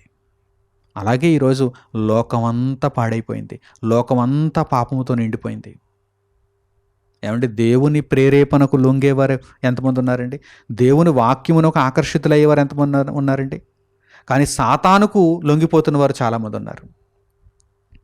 సాతాను ప్రేరేపణకు లొంగిపోతున్న వారు అనేక మంది ఉన్నారు. లోకమంతా సాతానుతో నిండిపోయింది, సాతాను పాపముతో నిండిపోయింది. కానీ దేవుని వాక్యం మాత్రం ఎక్కడ ప్రకటింపబడిన కొద్దిమందే మారుతున్నారు. ఒకరో ఇద్దరో అలాగే దేవుని కొరకు నిలబడేవారు ఉంటున్నారు తప్ప అనేక మందిగా మాత్రం కనిపించడం లేదు, విస్తారముగా కనిపించడం లేదు. ఎందుకంటే మనిషికి సాతాను ప్రేరణకు లొంగిపోవడం అంటే ఇష్టం. దేవుని యొక్క ఆకర్షణలోనికి రావడం అంటే మనిషికి కష్టం. కానీ ఈ కష్టాన్ని స్వీకరించిన వారే నిత్యత్వానికి నిర్ణయింపబడతారు, పరలోకానికి చేర్చుకోబడతారు. ఇక దేవుని యొక్క ప్రేరేపణ, దేవుని యొక్క ఆకర్షణ కూడా మనలను రక్షించటానికి ఏ విధంగా ఉంటుందో కొన్ని వాక్య భాగాలను మనం చూద్దాం. ఇప్పటి వరకు సాతాను ప్రేరణ ఎలా ఉంటుందో చూసాం, పాపము చేయటానికి సాతాను ప్రేరణ ఎలా ఉంటుందో చూసాం. ఇక మనలను రక్షించటానికి, మనలను పరలోకంలోనికి తీసుకుని వెళ్ళటానికి, మనలను నీతిమంతులుగా మార్చటానికి దేవుని ప్రేరేపణ ఎంత అద్భుతంగా ఉంటుందో ఇప్పుడు మనము తెలుసుకుందాం. పేతురు గారు రాసినటువంటి 2వ పత్రిక 1వ అధ్యాయము 20వ వాక్యం నుండి చూస్తే మనము చదువుచున్నటువంటి దేవుని వాక్యమంతా కూడా దేవుని ప్రేరేపణ వలన మనుష్యులు వ్రాసారు అని మనకు అర్థమవుతుంది. అసలు దేవుని ప్రేరేపణ అనగానే మొట్టమొదట మనకు జ్ఞాపకం రావాల్సిందేంటి? దేవుని వాక్యము. ఈరోజు ఇలా మనం దేవుని వాక్యాన్ని చదువుకోగలుగుతున్నాం, సంగతులను గ్రహించగలుగుతున్నాం, లోకానికి తెలియనటువంటి మహాజ్ఞానాన్ని మనం స్వీకరించగలుగుతున్నాం అంటే కారణం ఏంటి? దేవుని ప్రేరేపణ. ఇదిగో మొట్టమొదట వాక్యాన్ని మనకు అందించటంలో ఉపయోగపడింది. దేవుడు గొప్పవాడు, దేవుడు మంచివాడు, దేవుడు మన మేలును కోరేవాడు కనుక ముందు వాక్యాన్ని ఇచ్చాడు. మనకు వాక్యాన్ని ఇచ్చాడు. అదే విషయాన్ని పేతురు గారు తెలియజేస్తున్నారు. చూడండి, పేతురు గారు రాసినటువంటి 2వ పత్రిక 1వ అధ్యాయము 20వ వాక్యం నుండి, ఒకడు తన ఊహను బట్టి చెప్పుట వలన లేఖనములో ఏ ప్రవచనమును పుట్టదని మొదట గ్రహించుకొనవలెను. ఎలయనగా ప్రవచనము ఎప్పుడునూ మనుషుని ఇచ్చను బట్టి కలుగలేదు గాని మనుషులు పరిశుద్ధాత్మ వలన ప్రేరేపింపబడిన వారై దేవుని మూలముగా పలికిరి.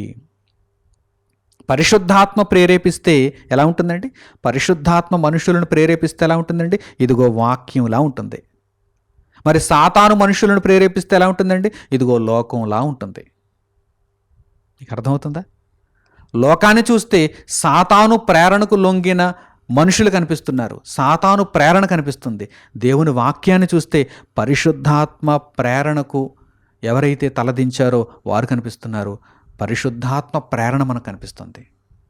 దేవుని వాక్యాన్ని చూస్తే పరిశుద్ధాత్మ ప్రేరణ కనిపిస్తుంది, లోకాన్ని చూస్తే సాతాను ప్రేరణ మనకు కనిపిస్తుంది. లోకము మనలను నాశనం చేస్తుంది, అయితే దేవుని వాక్యము మనలను రక్షిస్తుంది. దేవుని ప్రేరణ మనలను కాపాడుతుంది. ఇశ్రాయేలీయులు చెరలోనికి వెళ్ళిపోయిన తర్వాత ఆ చెరలో ఉన్నటువంటి వారు శేషముగా దేవుని కొరకు నిలబడిన వారుగా, మనము మరలా దేవుని ప్రేరేపణకు లొంగి మనము దేవుని యొక్క ఆకర్షణలోనికి వెళ్ళి తిరిగి మన పట్టణాన్ని కట్టుకుందాం, మన దేవాలయాన్ని కట్టుకుందాం అని వారు ఉత్సాహపరుచుకుంటున్నారు. ఆ ప్రేరణను దేవుని యొద్ద నుండి పొందగలుగుతున్నారు. ఆ సందర్భాన్ని మనం చూద్దాం. దేవుని ప్రేరేపణ ఎంత అద్భుతంగా ఉంటుందో మనకు ఆ సందర్భాల ద్వారా అర్థమవుతుంది. ఎజ్రా గ్రంథము 1వ అధ్యాయము 5వ వాక్యాన్ని మీరు చూడండి. ఎజ్రా గ్రంథము 1వ అధ్యాయము 5వ వాక్యం, అప్పుడు యూదా పెద్దలను, బెన్యామీనీయుల పెద్దలను, యాజకులను, లేవీయులను ఎవరెవరి మనస్సును దేవుడు ప్రేరేపించెనో వారందరూ వారితో కూడికను వచ్చి యెరూషలేములో ఉండు యెహోవా మందిరమును కట్టుటకు ప్రయాణమైరి. దేవుడు ప్రేరేపించాడు కొంతమందిని, ఆ ప్రేరేపణకు వారు తలదించారు, ఆ ఆకర్షణలోనికి వారు వచ్చారు. అవును, దేవుడు మనలను జ్ఞాపకం చేసుకుంటున్నాడు. చెరలోనికి పంపించిన ఆయన ప్రేమ మనలను విడిచిపెట్టలేదు. మనము తిరిగి వెళ్ళి మందిరాన్ని కడదాం, మన పట్టణాన్ని కడదాం అని వారు తిరిగి ప్రయాణం అవుతున్నారు. దేవుని ప్రేరేపణ ఎలా ఉంటుందండి? ఒక కన్స్ట్రక్షన్, ఒక నిర్మాణం. దేవుని ప్రేరేపణ అంటే ఒక నిర్మాణం. సాతాను ప్రేరేపణ అంటే ఒక కూల్చివేత. సాతాను ప్రేరేపణ అంటే ఒక నాశనం. కానీ దేవుని ప్రేరేపణ ఎప్పుడు దేని కొరకు జరుగుతుంది? ఒక నిర్మాణం కొరకు జరుగుతుంది. ఒక నిర్మాణం కొరకు మనలను కట్టడానికి దేవుడు ప్రయత్నం చేస్తున్నాడు. మనము దేవుని ప్రేరేపణకు లొంగితే, మనము దేవుని యొక్క ప్రేరేపణకు తలదించితే, దేవుని వాక్యమునకు మనం ఒప్పుకుంటే మన జీవితాలు కట్టబడతాయి. సాతాను ప్రేరేపణకు మనం లొంగితే మన జీవితాలు కూలిపోతాయి. అలాగే ఈ సందర్భానికి సంబంధించి హగ్గై గ్రంథంలో కూడా వ్రాయబడినటువంటి చక్కని వాక్య భాగాన్ని మీరు చూడండి. హగ్గై గ్రంథము 1వ అధ్యాయము 14వ వాక్యం నుండి మీరు చూడండి. హగ్గై గ్రంథము 1వ అధ్యాయము 14వ వాక్యం నుండి, యెహోవా యోదాదేశపు అధికారియగు షయల్తీయేలు కుమారుడైన జెరుబ్బాబెలు యొక్క మనస్సును, ప్రధాన యాజకుడగు యెహోజాదాకు కుమారుడైన యెహోషువ మనస్సును, శేషించిన జనులందరి మనస్సును ప్రేరేపింపగా. ఇదిగో దేవుడు జెరుబ్బాబెలు మనస్సును, అలాగే యెహోషువ మనస్సును, అలాగే మిగిలినటువంటి జనుల మనస్సును ప్రేరేపించాడు. అలా ప్రేరేపింపగా వారు కూడి వచ్చి రాజైన దర్యావేషు యొక్క ఏలుబడి యందు 2వ సంవత్సరము 6వ నెల 24వ దినమున సైన్యములకు అధిపతియగు తమ దేవుని మందిరపు పని చేయ మొదలుపెట్టిరి. దేవుని పనిలోనికి వచ్చేస్తాం. దేవుని ప్రేరేపణకు మనము తలదించితే, దేవుని ప్రేరేపణలో మనం ఉంటే, దేవుని ఆకర్షణలో మనం ఉంటే, దేవుని పనిలోనికి మనం వచ్చేస్తాం. అందుచేతనే వారు దేవుని చేత ప్రేరేపింపబడ్డారు, దేవుని మందిరపు పనిని మొదలుపెట్టారు. నా ప్రియులైన సహోదరి సహోదరులారా, దేవుని ప్రేరేపణను మీరు కోరుకుంటున్నారా? కోరుకోవాలి. పాపులు ప్రేరేపింపగా ఒప్పకండి, సాతాను ప్రేరేపింపగా ఒప్పుకోకండి. కానీ దేవుడు ప్రేరేపింపగా మీరు ఒప్పుకోండి. దేవుని ప్రేరేపణలోనికి వచ్చేయండి. అప్పుడు మీరు బ్రతికింపబడతారు, మీరు కట్టబడతారు. అనేకులను కట్టడానికి మీరు ప్రయత్నిస్తారు, అనేకులను నిలబెట్టడానికి మీరు ప్రయత్నం చేస్తారు. పరిశుద్ధ గ్రంథంలో ప్రవక్తలైన వారు, నీతిమంతులైన వారు దేవుని చేత ప్రేరేపింపబడినటువంటి విధానాన్ని మనం చూడొచ్చు. కొన్ని ఉదాహరణలు మనం చూద్దాం. ఇర్మియా ప్రవక్త దేవుని చేత ప్రేరేపింపబడినటువంటి ప్రవక్త. అలాగే ప్రవక్తలందరూ కూడా దేవుని చేత ప్రేరేపింపబడిన వారే. ఇర్మియా గారిని ఒక ఉదాహరణగా మనం చూడవచ్చు. వ్రాయబడినటువంటి వాక్య భాగం మనకు ఈ విషయాన్ని చక్కగా నేర్పిస్తోంది. ఇర్మియా గ్రంథము 20వ అధ్యాయము 7వ వాక్యాన్ని చూడండి. ఇర్మియా గ్రంథము 20వ అధ్యాయము 7వ వాక్యం. యెహోవా, నీవు నన్ను ప్రేరేపింపగా నీ ప్రేరేపణకు లోబడితిని. ఏమంటే దేవుడు ప్రేరేపించాడు, సరే, మరి లోబడిన వారు ఎంతమంది ఉన్నారు? ఈ దేవుని వాక్యాన్ని వింటున్నవారు చాలామంది ఉంటారు, కానీ లోబడుతున్నవారు ఎంతమంది ఉన్నారు? ఇదిగో ఇర్మియా గారు లోబడ్డారు గనక ఆయన ఆశీర్వదింపబడ్డారు, ఆయన నిత్యత్వానికి నిర్ణయింపబడ్డారు. చూడండి, యెహోవా, నీవు నన్ను ప్రేరేపింపగా నీ ప్రేరేపణకు లోబడితిని. నీవు బలవంతము చేసి నన్ను గెలిచితివి. నేను దినమెల్ల నవ్వుల పాలైతిని, అందరూ నన్ను ఎగతాళి చేయుదురు. ఇదిగో ఈ జనులకైతే అర్థం కావటం లేదు. నీవు నన్ను గెలిచావు తండ్రి, నేను నీకు లోబడ్డాను నాయనా, నీ ప్రేరేపణకు నేను తలదించాను తండ్రి అని ఇర్మియా గారు ఇక్కడ మాట్లాడుతున్నారు.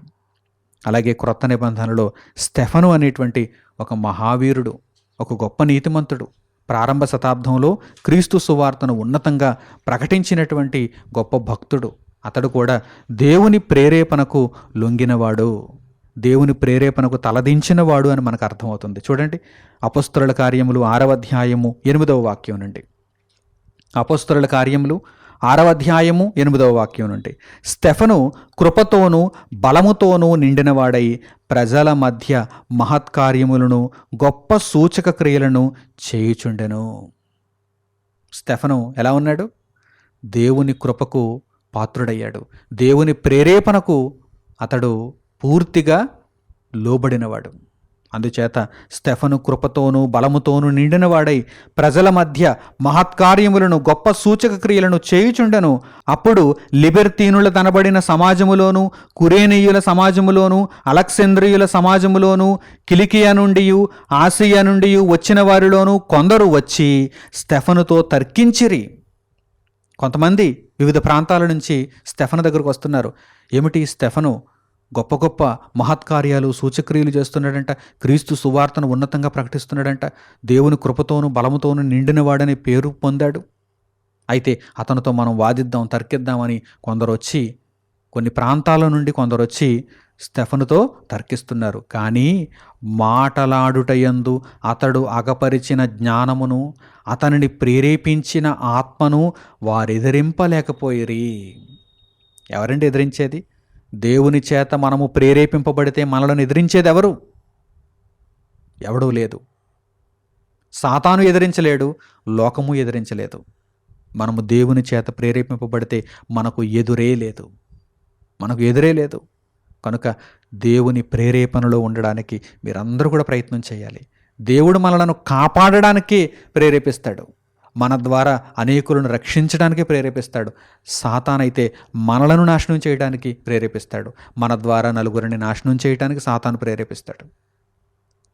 ఏది కావాలో నిర్ణయించుకోండి. ఇదిగో పరిశుద్ధ గ్రంథంలో అయితే స్పష్టముగా తెలియచేయబడింది.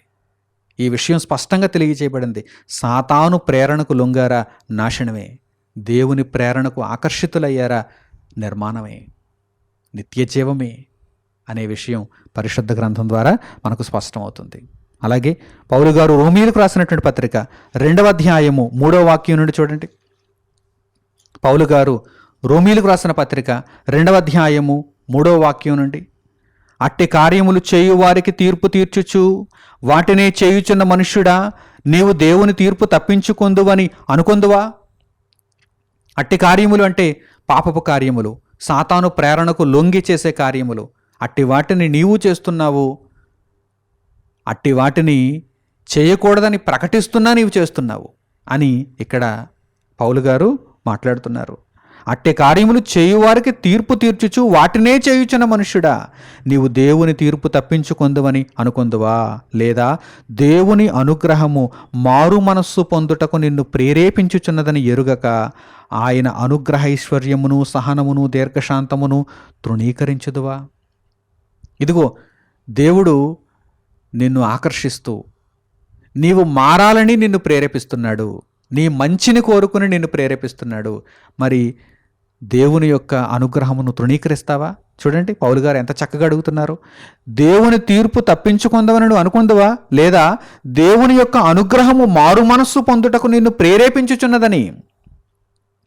దేవుని యొక్క అనుగ్రహము మారు మనస్సు నొందుటకు మనుషులను ప్రేరేపించుచున్నదని ప్రతి ఒక్కరూ తెలుసుకోవాలి. అలా తెలుసుకోకపోతే ఆయన అనుగ్రహైశ్వర్యమును సహనమును దీర్ఘశాంతమును తృణీకరించినట్టే అవుతుందని ఇక్కడ పౌలు గారు మాట్లాడుతున్నారు. కనుక అటువంటి పరిస్థితి మనలో ఉండకూడదు. మనం కఠినాత్ములుగా మారిపోకూడదు. చూడండి, నీ కాఠిన్యమును మార్పు నొందని నీ హృదయమును అనుసరించి ఉగ్రత దినమందు, అనగా దేవుని న్యాయమైన తీర్పు బయలుపరచబడు దినమందు నీకు నీవే ఉగ్రతను సమకూర్చుకొనుచున్నావు. వద్దు, అటువంటి దేవుని ఉగ్రతలోనికి నీవు వెళ్ళొద్దు. దేవుని ప్రేరేపణకు నీవు తలదించు. దేవుని యొక్క అనుగ్రహైశ్వర్యమును, ఆయన దీర్ఘశాంతమును నీవు తృణీకరించవద్దు. ఆయన కృపను నీవు తృణీకరించవద్దు. నీవు ఆయన యొక్క ప్రేరేపణకు దూరముగా వెళ్ళిపోవద్దు. ఆయన ఆకర్షణలో ఉండు. ఆయన ఆకర్షణలో ఉండు. ఇదిగో ఆయన నిన్ను కాపాడడానికే కదా, మారు మనసు నొందడానికే కదా నిన్ను ప్రేరేపిస్తున్నాడు. అంతే తప్ప సాతానులా నిన్ను నాశనం చేయడానికైతే కాదు కదా. ఈ విషయాన్ని నీవు గ్రహించిన వాడవైతే, గ్రహించిన దానవైతే తప్పనిసరిగా దేవుని యొక్క ఆకర్షణలో ఉండడానికి నిత్యకాలము ప్రయత్నిస్తావు. దేవుని ఆకర్షణలో ఉండడానికి నిత్యకాలం ప్రయత్నిస్తావు. అలాగే జకరియా గ్రంథము 7వ అధ్యాయము 8వ వాక్యం నుండి కూడా చూడండి. దేవుని యొక్క ఆకర్షణను గురించి మనకి ఇక్కడ అర్థమవుతుంది. జకరియా గ్రంథము 7వ అధ్యాయము 8వ వాక్యం నుండి చూడండి. మరియు యెహోవా వాక్కు జకరియాకు ప్రత్యక్షమై సెలవిచ్చినదేమనగా, సైన్యములకు అధిపతియగు యెహోవా ఎలాగూ ఆజ్ఞ ఇచ్చి ఉన్నాడు, సత్యమును అనుసరించి తీర్పు తీర్చుడి, ఒకరి యందొకరు కరుణా వాత్సల్యములు కనుపరుచుకొనుడి, విధవరాండ్రను తండ్రి లేని వారిని పరదేశులను దరిద్రులను బాధ పెట్టకుడి, మీ హృదయమందు సహోదరులలో ఎవరికిని కీడు చేయదలచకుడి. ఎవరికిని కూడా కీడు చేయకండి, న్యాయంగా ఉండండి, ధర్మంగా ఉండండి అని దేవుడు సెలవిస్తున్నాడు. అయితే వారు ఆలకింపనొల్లక మూర్ఖులై వినకుండా చెవులు మూసుకొనిరి. ఏమంటే దేవుడు ప్రేరేపిస్తున్నప్పుడు చెవులు మూసుకోవడమా? దేవుడు ప్రేరేపిస్తున్నప్పుడు కాదనుకోవడమా? దూరంగా వెళ్ళిపోవడమా? అది దౌర్భాగ్యం కదా, అది శాపం కదా. అలా చేయొద్దు, ఎంతమాత్రం అలా ఉండొద్దు. ధర్మశాస్త్రమును పూర్వీకులైన ప్రవక్తల ద్వారా సైన్యములకు అధిపతియగు యెహోవా తన ఆత్మ ప్రేరేపణ చేత తెలియజేసిన మాటలను తాము వినకుండునట్లు హృదయములను కురువిందముల వలె కఠినపరుచుకొనిరి. హృదయమును కురువిందము వలె కఠినపరిచేసుకున్నారండి. దేవుని వాక్యము ప్రకటింపబడుతున్నప్పుడు, ఇదిగో నీవు మారు మనస్సు నొందు అని దేవుని యొక్క వాక్యము ప్రేరేపిస్తున్నప్పుడు హృదయాన్ని కఠినపరుచుకుంటున్నారా? నిత్య నరకాగ్నికి వెళ్ళిపోతారు. జాగ్రత్త, నిత్య నరకాగ్నికి వెళ్ళిపోతారు. మీ కొరకు మీరే ఉగ్రతను సమకూర్చుకొనవద్దు. దేవునికి లోబడండి. దేవునికి మీ హృదయాన్ని ఇవ్వండి. దేవునికి మీ జీవితాన్ని ఇవ్వండి. అలా ఒకవేళ మీరు మీ హృదయాన్ని కఠినపరుచుకుంటే, కురువిందము వలె హృదయమును కఠినపరుచుకుంటే, గనుక సైన్యములకు అధిపతియగు యెహోవా యొద్ద నుండి మహోగ్రత వారి మీదకి వచ్చాను. అలాగే ఉంటే దేవుని ఉగ్రతే వస్తుంది తప్ప ఇక దేవుడు సహించడు అని దేవుని వాక్యం సెలవిస్తోంది. అలాగే తర్వాతి మాటలు, కావున సైన్యములకు అధిపతియగు యెహోవా సెలవిచ్చినదేమనగా, నేను పిలిచినప్పుడు వారు ఆలకింపకపోయారు గనక వారు పిలిచినప్పుడు నేను ఆలకింపను. ఇదిగో నేను వారికి ఒక అవకాశాన్ని ఇచ్చాను, వారిని నేను ప్రేరేపించాను. మారారా? మంచిది. మారలేదా? వారు ఎంత కష్టంలో ఉన్నా సరే ఇక నేను వారి వైపు చూడను అన్నాడు దేవుడు.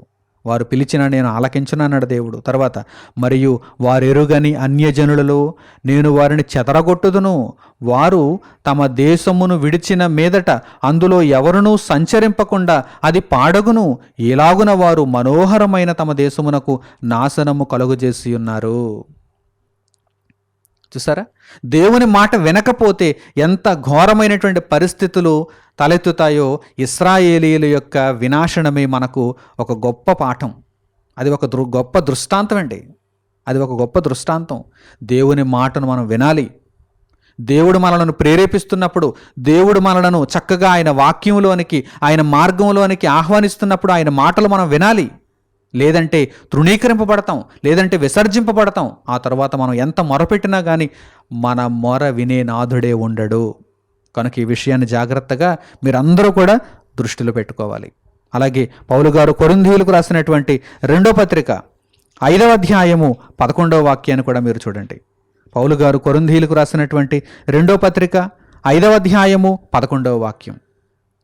కావున మేము ప్రభువు విషయమైన భయము నెరిగి మనుష్యులను ప్రేరేపించుచున్నాము.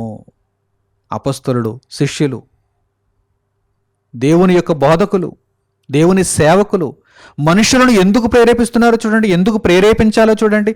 మేము ప్రభువు విషయమైన భయము నెరిగి, మేము ప్రభువు విషయమై భయాన్ని కలిగి ఉన్నాం కనుక మనుషులను ప్రేరేపిస్తున్నాం. ఇదిగో మారండి, మారకపోతే ఉగ్రత ఎదురు చూస్తోంది. ఈ విధంగా మనుషులను ప్రేరేపించుచున్నాము. మేము దేవునికి ప్రత్యక్షపరచబడిన వారము, మీ మనస్సాక్షులకు కూడా ప్రత్యక్షపరచబడి ఉన్నామని నమ్ముచున్నాను. మేము దేవుని ఎదుట ప్రత్యక్షపరచబడ్డాం అనగా మా జీవితం దేవునికి తెలుసు, మా ఆలోచన విధానం దేవునికి తెలుసు. దేవుడు మమ్మను నియమించాడు, మీకు వాక్యాన్ని ప్రకటించటానికి దేవుడు మమ్మల్ని నియమించాడు. ఇదిగో మీ ఎదుట కూడా మేము ప్రత్యక్షపరచబడుతున్నాం. ఈ దేవుని వాక్యాన్ని మీరు విని అంగీకరించి దేవుని మార్గంలోనికి వచ్చేయండి. మిమ్మల్ని ప్రేరేపిస్తున్నాం. ఇదిగో ప్రభువు విషయమైన భయాన్ని మేము తెలుసుకున్న వారము కనుక మిమ్మల్ని ప్రేరేపిస్తున్నాం. మారు మనస్సు నొందుటకు మిమ్మల్ని ప్రేరేపిస్తున్నాం. రక్షణ నొందుటకు మిమ్మల్ని ప్రేరేపిస్తున్నాం. దేవుని కొరకు బ్రతుకుటకు మిమ్మల్ని ప్రేరేపిస్తున్నామని పౌలు గారు ఇక్కడ కొరింథీయులతో మాట్లాడుతున్నారు. అలాగే తెస్సలోనికైలకు రాసినటువంటి 2వ పత్రిక 3వ అధ్యాయము 5వ వాక్యాన్ని కూడా చూడండి. పౌలు గారు తెస్సలోనికైలకు రాసినటువంటి 2వ పత్రిక 3వ అధ్యాయము 5వ వాక్యం. దేవుని అందలి ప్రేమయు క్రీస్తు చూపిన ఓర్పును మీకు కలుగునట్లు ప్రభువు మీ హృదయములను ప్రేరేపించునుగాక. దేవుడు మనలను ఎప్పుడు ఏ విషయమై ప్రేరేపిస్తాడో చూడండి. ఏ విషయమై ప్రేరేపిస్తాడు ఆయన?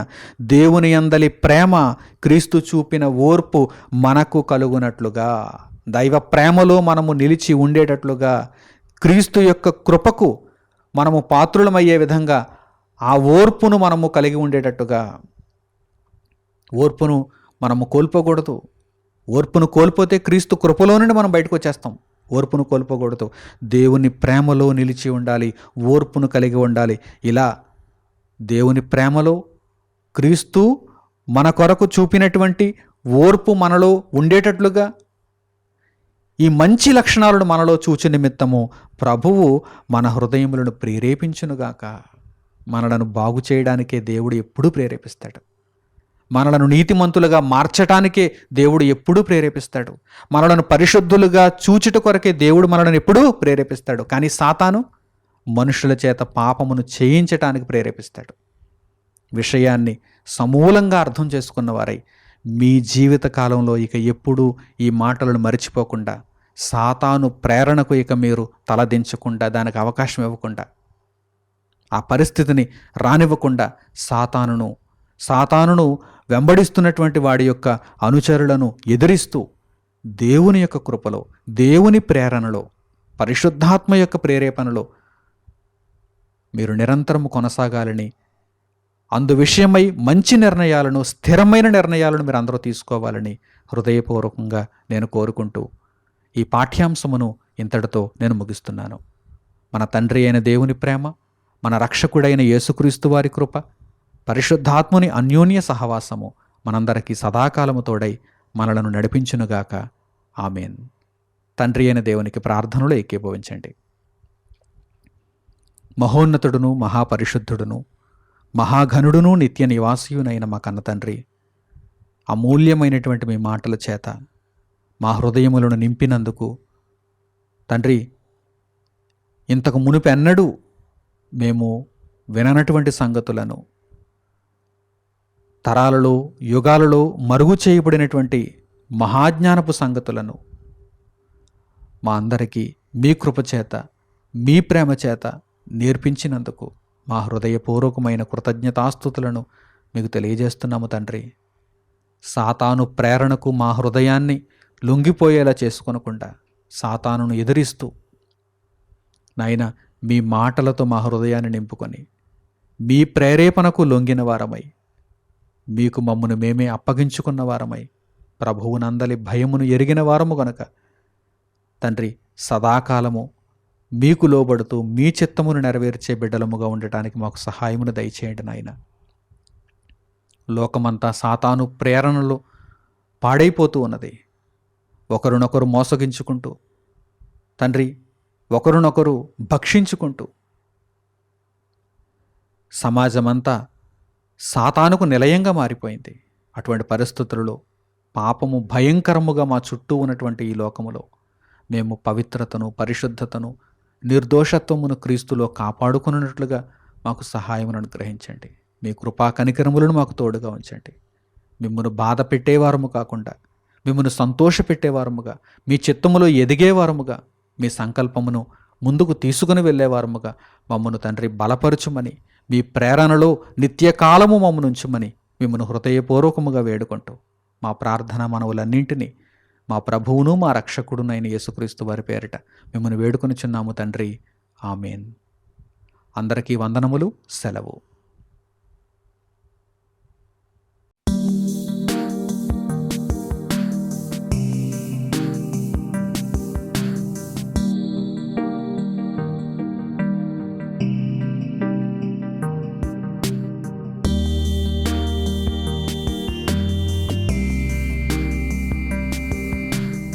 సహోదరులు మణికుమార్ గారు ప్రసంగించిన ఎన్నో ఆత్మ సంబంధమైన సంగతులను ఉచితముగా వీక్షించుటకు మా యూట్యూబ్ ఛానల్స్ ను తప్పక దర్శించండి.